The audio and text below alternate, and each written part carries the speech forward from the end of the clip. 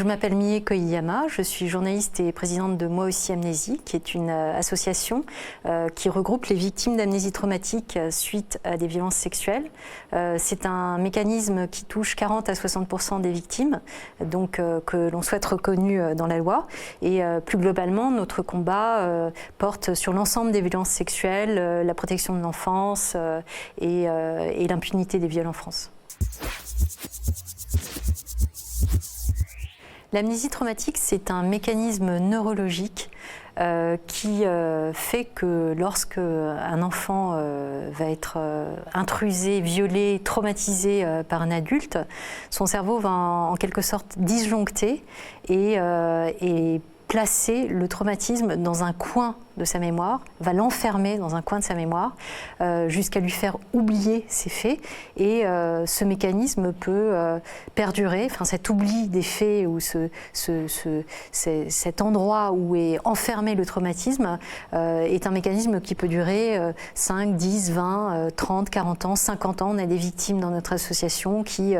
n'ont toujours pas recouvré la mémoire des viols qu'elles ont subis alors qu'elles en ont un certain nombre de preuves 50 ans après les faits. Alors c'est un phénomène extrêmement fréquent chez les victimes de viols dans leur enfance, puisque ça touche 40% des victimes de viols pour ce qui est de l'amnésie totale, donc oubli total des faits, et 60% l'amnésie partielle, c'est-à-dire des morceaux, des souvenirs qui sont là, mais pas l'ensemble du souvenir. J'ai été la première victime en France à porter plainte suite à des viols que j'ai subis quand j'avais 5 ans, viols qui étaient prescrits et dont je me suis souvenue à la suite d'une amnésie traumatique à l'âge de 38 ans. J'ai été la première victime à aller jusqu'en cour de cassation pour tenter de demander à la cour de cassation de considérer que l'amnésie m'avait empêché de porter plainte plus tôt et donc de lever la prescription de telle sorte à ce que mon affaire soit instruite, ce qui n'a pas été le cas. Notre demande a été rejetée, mais ça a donné lieu à toutes les réformes qui ont suivi sur la question de la prescription pénale. Pour l'heure, notre combat pour faire reconnaître l'amnésie traumatique comme un élément qui suspendrait les poursuites, qui permettrait à des victimes qui sortent de l'amnésie traumatique mais qui sont prescrites d'avoir une chance de voir leur plainte instruite. Voilà, ce combat-là a fait l'objet de 2 votes favorables au Sénat, inclus dans le projet de loi sur les violences sexuelles et sexistes, mais qui a été malheureusement rejeté par le vote final.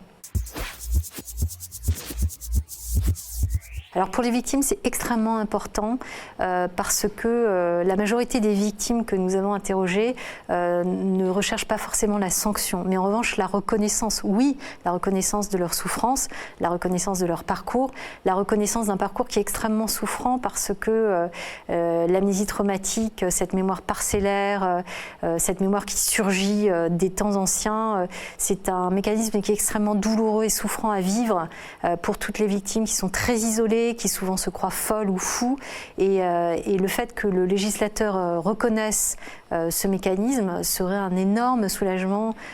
pour les victimes, un soulagement du moins symbolique puisque leur parcours reste toujours souffrant, mais au moins le mécanisme serait reconnu, admis, inscrit dans le marbre et elles n'auraient pas l'impression de rester seules dans ce qu'elles considèrent parfois comme une folie qui n'en est pas une puisque c'est un mécanisme médical.